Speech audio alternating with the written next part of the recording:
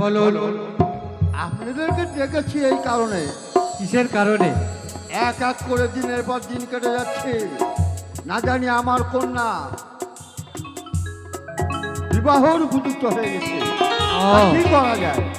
কি করা যায় সেটা আপনি স্থির করতে পারছেন না। না, তাই তো আপনাদেরকে ডেকেছি। যে কি করলে ভালো হয়? এই যে আমাদের প্রজাপতি ঋষি ব্রহ্মদেব, ইনার ইচ্ছাই শুভ পরিণয় হয়, তাই এর সুব্যবস্থা ব্রহ্মদেবই করে।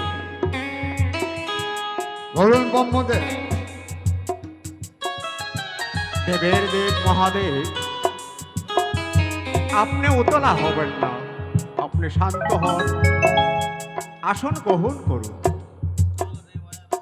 বিষ্ণুদেব আছে, আমরা ত্রিদেবী রয়েছি, আপনার উতলা হওয়ার কোনো দরকার নেই। আমাদের বিষ্ণুদেব আছে, উনি সুব্যবস্থা করে দেবে। বেশ, আপনাদের ইচ্ছাই আমি এই মুহূর্তে দেবর্ষি নারদকে পাঠাচ্ছি। বেশ, হে দেবর্ষি নারদ, হ্যাঁ বলুন। তুমি আর বিলম্ব করবে না, এই অবিলম্বে উত্তর দিশায় রওনা হও। আর সেই পথে যেতে যেতে প্রথম যাকে দর্শন করবে সেটাই হবে উপযুক্ত পাত্র। ও, তাকে তুমি ধরে নিয়ে আসবে। আজ আমাদের বোন পদ্মাবতী 1 মাস 2 মাস এইভাবে হতে হতে আজ বিয়ের উপযুক্ত হয়ে গেছে। উপযুক্ত বয়স হয়েছে। ও, তার জন্য পাত্র সঞ্চয় করতে যেতে হবে। হ্যাঁ, বেশ, আপনার আসন গ্রহণ করুন। আমি এই মুহূর্তে ছুটে যাচ্ছি এই বন মাঝে উত্তর দিশায়। আপনি বেশ। আশীর্বাদ করুন। কল্যাণ হোক।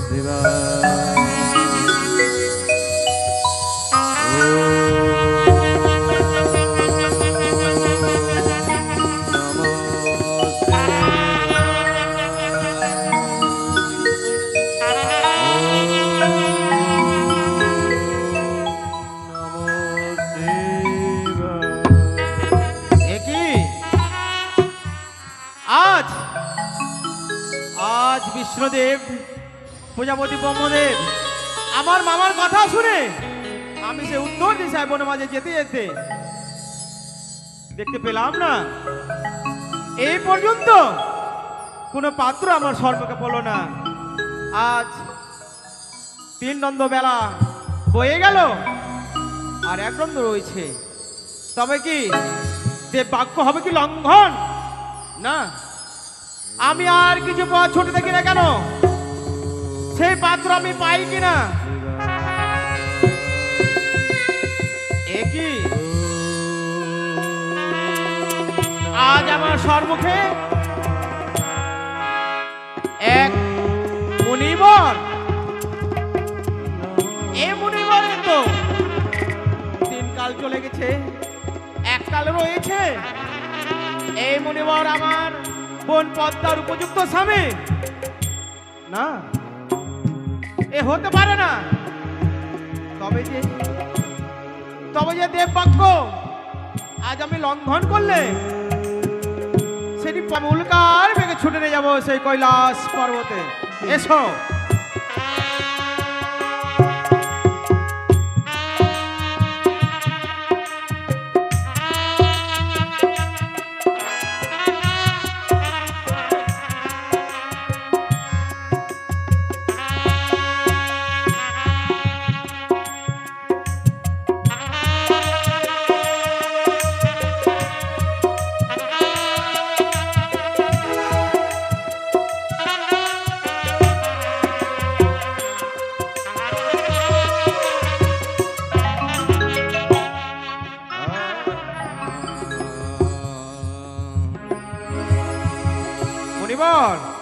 দেবশ্রী এসো, এই তো সর্বকে সে কৈলাস পর্বত। আস্তে আস্তে চলুন বেশ, দেবশ্রী আমি আর পারছি না ও, সে দেখো আজ তোমার সর্বকে তীরে তাই আমি আজ তাদের ষষ্ঠাঙ্গে প্রণাম করি। দীর্ঘায়ু হোক।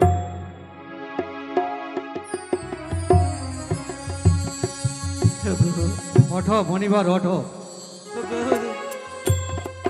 ওগো দীনাথ, এই অধমের প্রণাম গ্রহণ করলেন তো?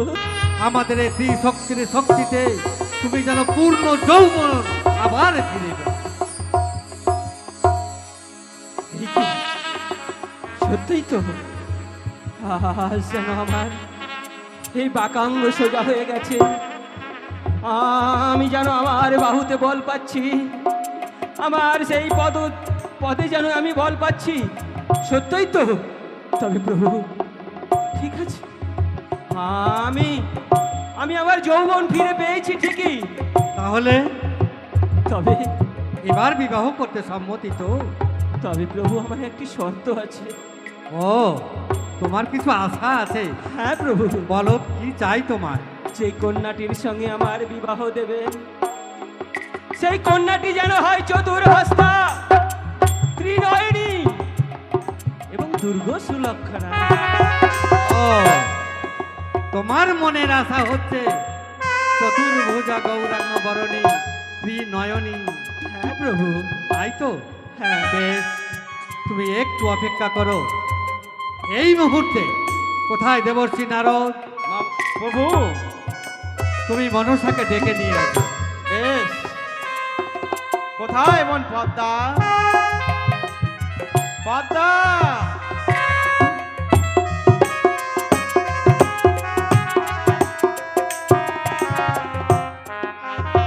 বোন, আজ তোকে পিতা ডেকেছে, কেন জানিস?